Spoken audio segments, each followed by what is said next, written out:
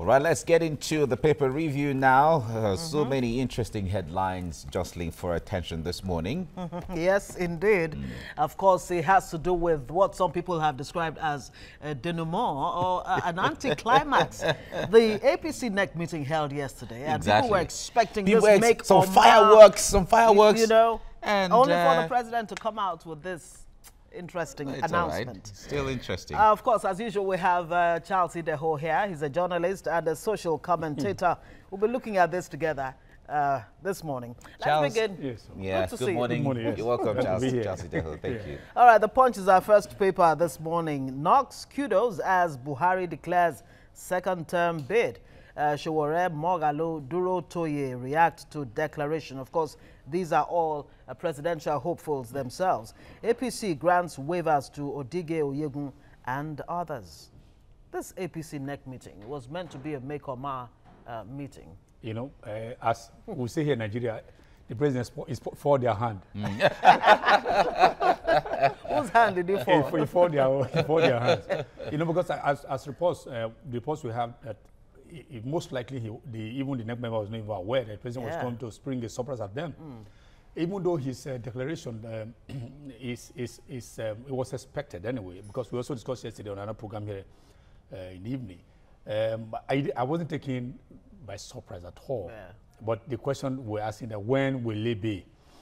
Because when you take a look at the political configuration of Nigeria and the way things are, it would have been what the Japanese would call political harakiri if the APC had toyed with the idea of dropping him. Because when you take a look at the popularity of the president in the north, about 14 million votes are waiting for him. Already. So you don't throw 14 million votes away, and then because of a certain issue of want to rearrange certain things, no. So even a half-fit president will pay the APC because of, I'm just talking about his personal popularity up north, where the voting population as we here is usually higher. But whether the people will accept him or not, that 2019 will determine. Well, the kind of crowd that gathers usually for elections in the north is humongous. But the point there is, when he was in Kano the last time, and the whole place the turnout was massive. People were climbing even masked, even but they said the opposition was saying that all this crowd does not translate to votes. I agree. And if you hear some videos went viral recently where people were saying the president has not done well for them in the north and all of that. When you see from that window, the votes are going to be there, but when the chips are down, you certainly know that people are going to be saying, well, sometimes it's not just about you being our son. It is the issue of what have you done for us? No, not yet. We're not mature for that yet. We're not, because whether you like it or not, the ethno-religious sentiments are still playing in the politics. Yes, because people will say, oh, this is Omowani, as you said in the Yoruba land, this is our son. It is the turn of the north. That's what they will tell you. Is that really what? So the everyday people will not vote because of. Would play in favor of President Buhari, or the fact that he's a man who is seen as a man of integrity, a man that you want to emulate, you know, who reflects the best of what it means to be Nigerian. Over there or here in the south? Anywhere. No. Over there in the north, they will still want to hold on to him.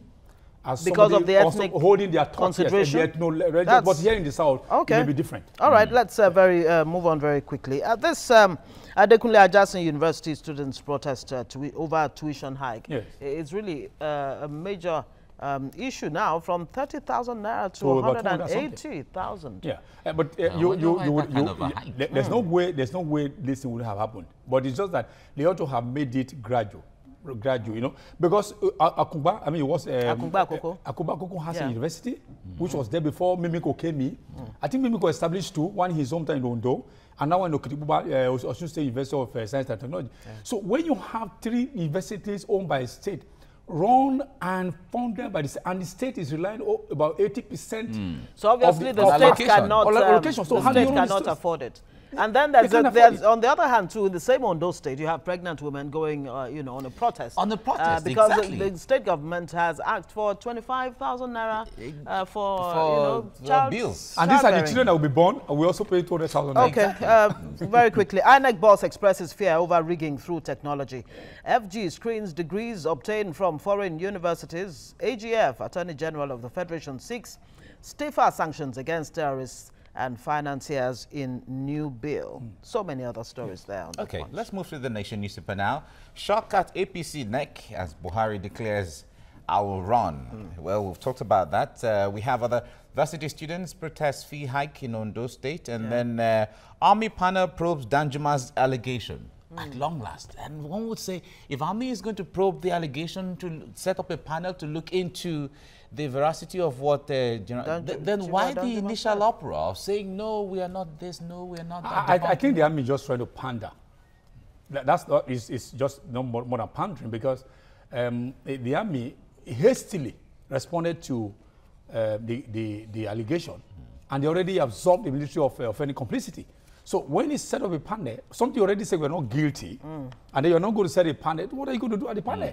I think that's why I said they're pandering, because, oh, okay, you said we should look at it, maybe we have looked at it, but already they've judged themselves clean, and then you're now going to face I mean, it doesn't make any sense to me. Maybe they might find something that they've not seen before. Well, according to the can they reprobate? Can they reprobate if they find something? That's the point. But this is what they should have done in the first place. Instead of debunking, to say, okay, it is better to look, all right, you are a responsible, respectable Nigerian. We'll look into what I said it here, I think when the team exactly. broke. I said, this is not just, it's not a fraud. I mean, Danjuma is not a small fry.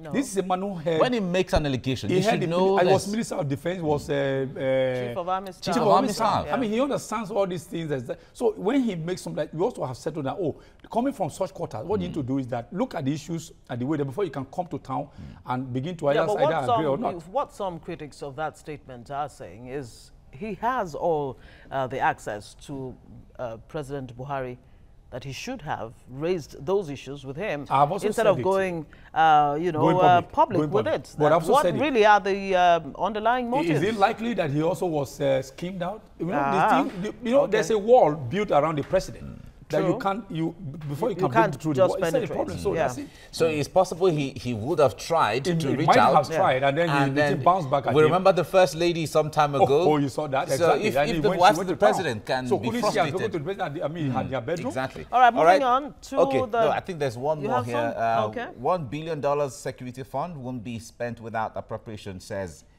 Eta Inang.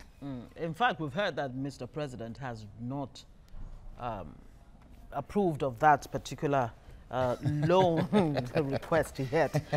Okay, the Daily Sun reports still on the Buhari intention to run. 2019, I'll run, Buhari, and God has answered our prayer as we'll defeat President. That's according to the PDP scribe.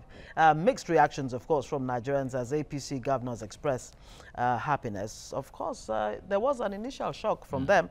All right, what else do we have here? Of course, as usual, you know, when you have this big announcement from President Buhari, then he jets out of the country. President jets out to London, denies approving release of $1 billion weapons fund. Senate to discuss arms procurement today. Yeah. Well, I think the president really doesn't have power to unilaterally approve such without the National Assembly. But we do know that there's such money, somewhere. So when all the processes have been satisfied, then they may start putting their hands in it to procure whatever. But as for now, I want to believe the official quarters that the money has not been approved. Well, with the security situation in the country, will this money come in handy? Well, you can't, because security now begin to circumvent the lay-down laws. I mean, that will also be another... No, not even the issue of circumventing. Nobody's circumventing here. But $1 billion, how much difference will it make to the war against? It should. If the money is spent... To prosecute... But the only thing is that all this money is flying here and there. The defense contractors will be happy for it. Because no, of course.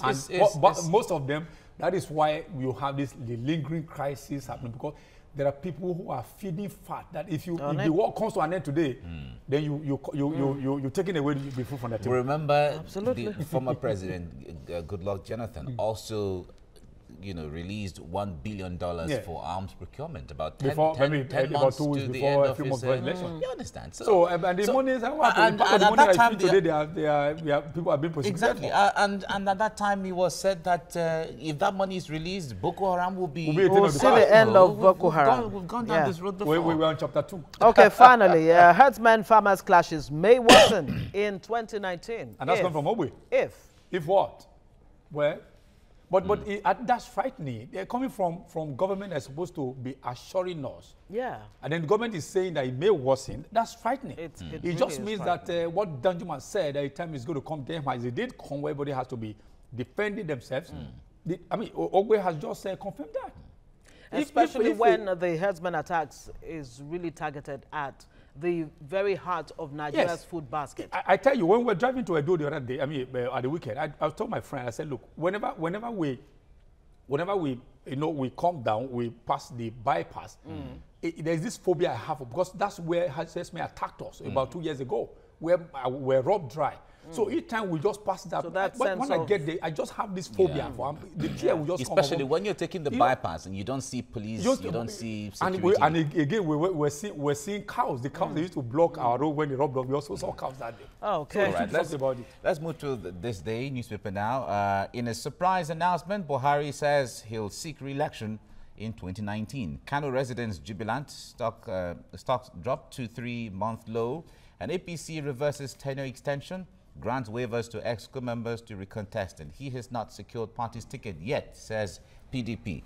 All right, we have. I think we need to explain this waiver to our the waivers for because the thing is that if they don't grant that waiver, almost all of them will not be qualified to rerun, because based on the there is the Article 3 subsection 1 paragraph 3 says that you have to resign 30 days before you contest. So, but by the time they resign, the 30 days, there's no way to... some are already saying there's some kind of soft landing. It's soft landing, definitely. Yes, soft landing so they can still remain there and still contest. But it's a marked departure from President Buhari's initial stance that, look, it is illegal for Oyegun to have this tenure elongation. But they've changed.